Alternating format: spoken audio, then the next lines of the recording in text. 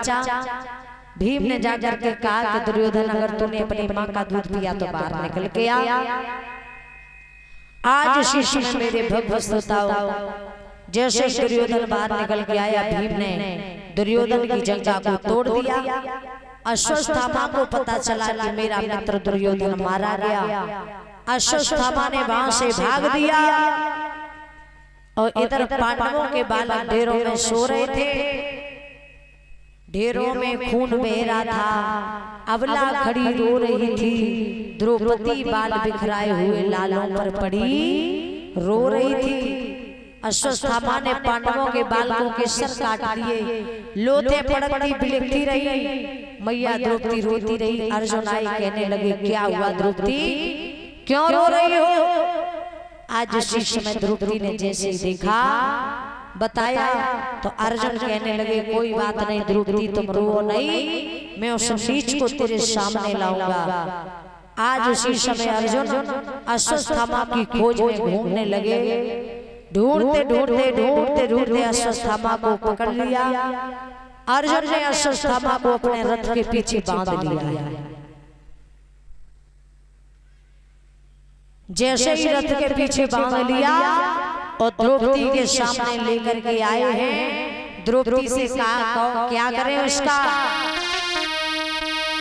कि मार दिया जाए या छोड़ दिया जाए, और बोल तेरे साथ क्या सब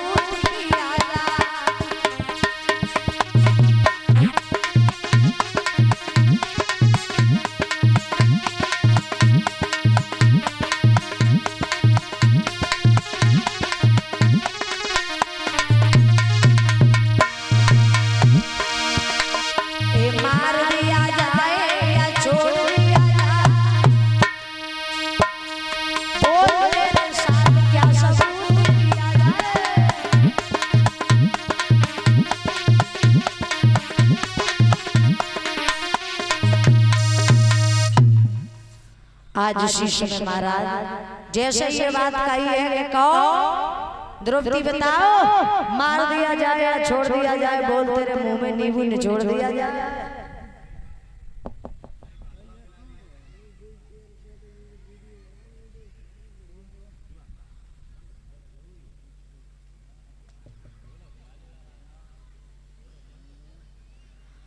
आज उसी समय द्रौपदी कहने लगी प्रभु नाथ इसे मारो नहीं। क्यों?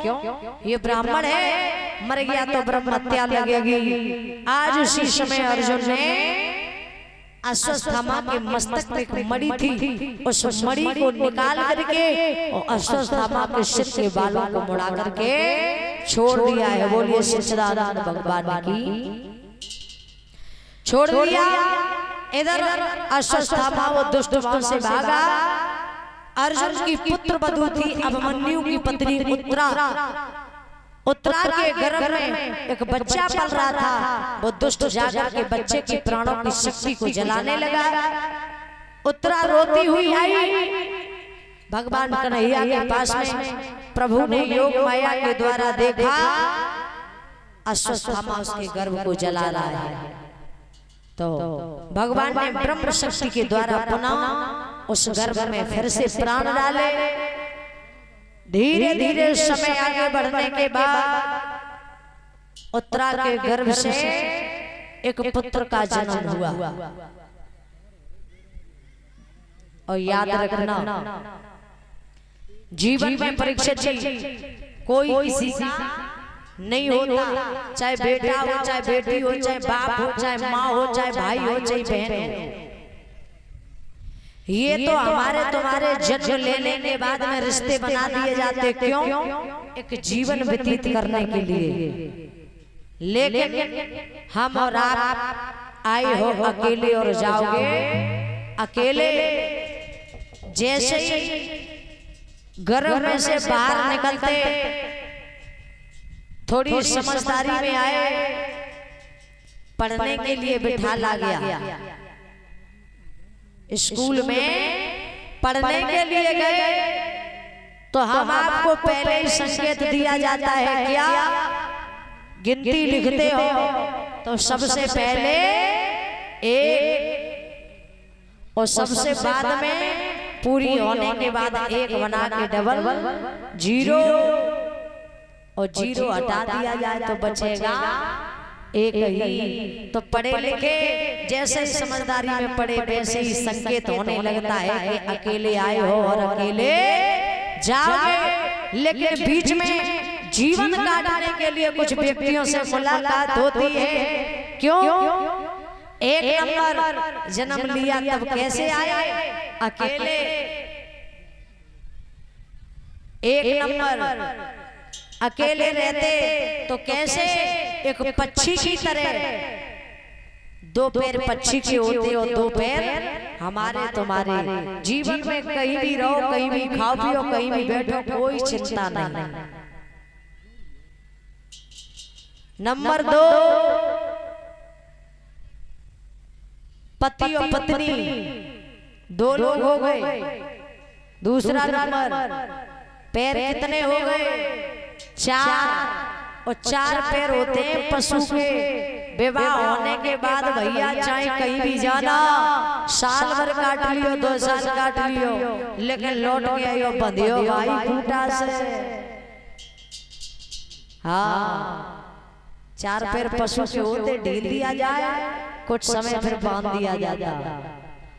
तो जीवन ऐसा ही हो जाता है। 2 नंबर। और तीसरा, अगर एक बच्चा हो गया तो कितने पैर हो गए? 6। और 6 पैर होते मकड़ी के। फिर परिवार में फंस के फिर हम और आप क्या काम करना शुरू करते कि अब धन संपत्ति बढ़ाए चलो, आगे बाल बच्चे क्या होगा क्या नहीं होगा, अब माल धन संपत्ति को बढ़ाओ। तो जीवन हो गया एक मकड़ी की तरह। मकड़ी का काम होता है जरे को पौड़ाना। और किसी कोई आ गया तो उसने मिटा दिया, फिर वही काम हो गया पौड़ाना, क्योंकि पारिवारिक में फंस गए।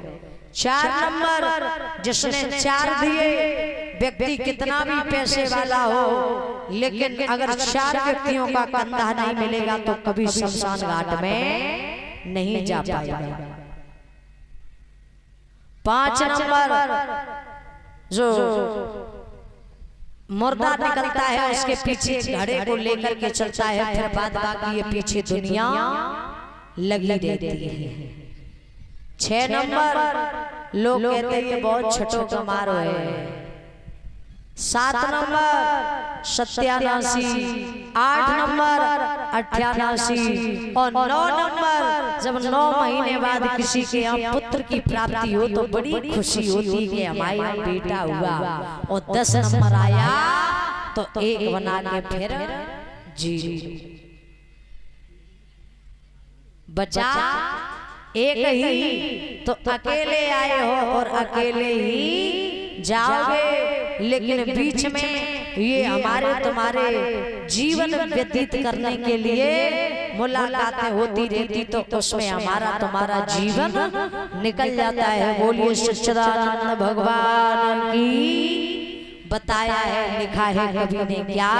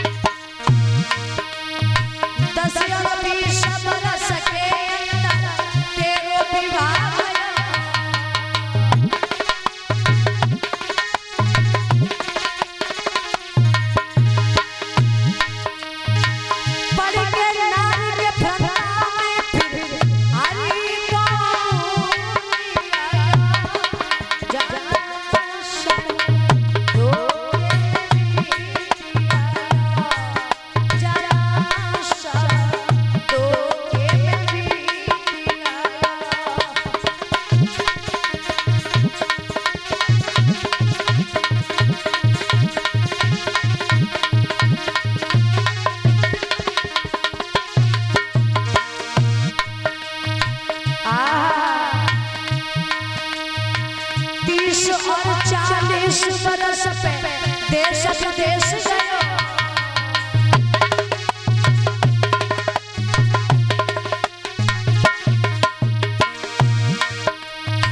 30 और 40 बरस पे देश विदेश गयो।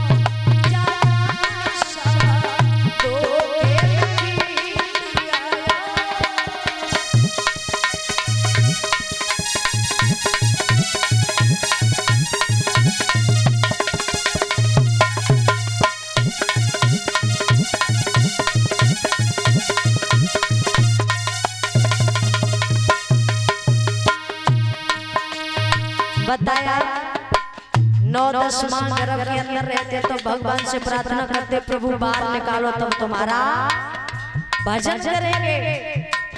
तो लड़कपन तो खेल में खो गया। 15-20 वर्ष पे हुए विवाह हो गया।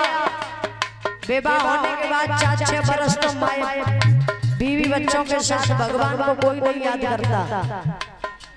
फिर परिवार में फंस गए। 30-40 वर्ष पे माया के चक्कर में देश विदेश घूम रहे, नौकरी कर रहे। ए भैया इन बच्चों को वहां से हटा दो, किसी के चोट लग जाएगी। ऊपर गिर गया तो चोट लग जाएगी।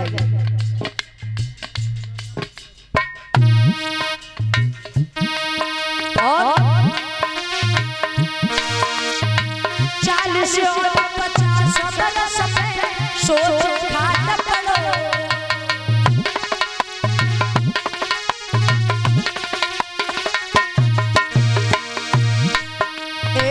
40 और 50 बरस पे सोच खाट पड़ो।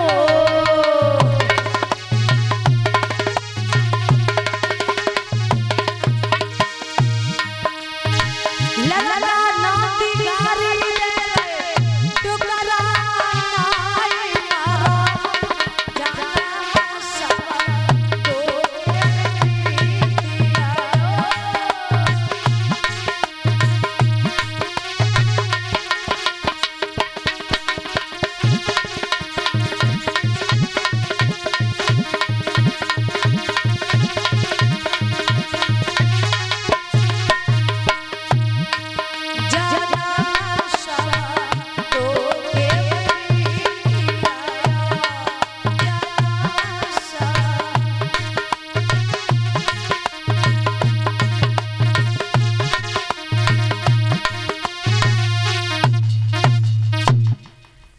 बताया